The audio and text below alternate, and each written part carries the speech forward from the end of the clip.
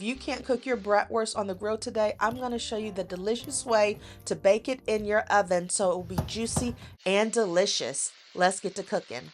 I'm starting off with a Blue Moon Belgian white beer and one sweet onion. Of course, you could add bell peppers if you wanted to as well.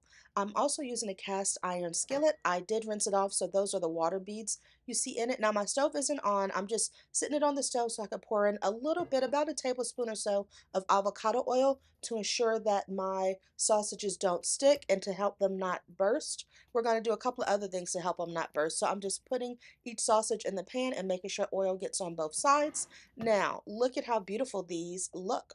Now, you can leave the beer out and just use water, but the beer absolutely adds a flavor. And by adding this moisture halfway up the sausages, this moist cooking will keep them from bursting. I'm going to bake them in the oven for 425 degrees for 10 minutes on the first side. So while the sausages are in the oven, I'm just going to show you the method I use to cut up my onions. I slice off both ends.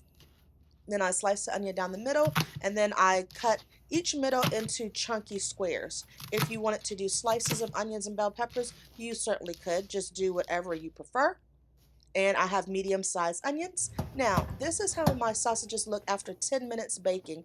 As I turn each one over with my tongs, you can see the slight color change, and you can see how the beer has reduced some.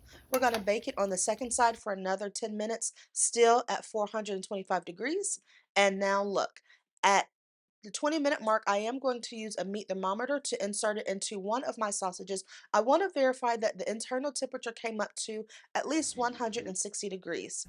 After it has done so, I'm going to turn my oven on to broil. And this is the reason why I don't use a glass pan, because I want to broil in my cast iron skillet. And after 3 or 4 minutes, look at that golden, beautiful color. It's going to have a nice snap on it when we bite into it. But as you notice, I did not brown the other side. So I took the beer out of the pan, the sausages out of the pan, and now I'm adding my onions and a little bit more oil. I'm using this beautiful wooden spatula. After making sure my onion pieces were coated in oil, I am going to add in another item because I am a proper Southern girl. I keep a jar of pimentos on hand.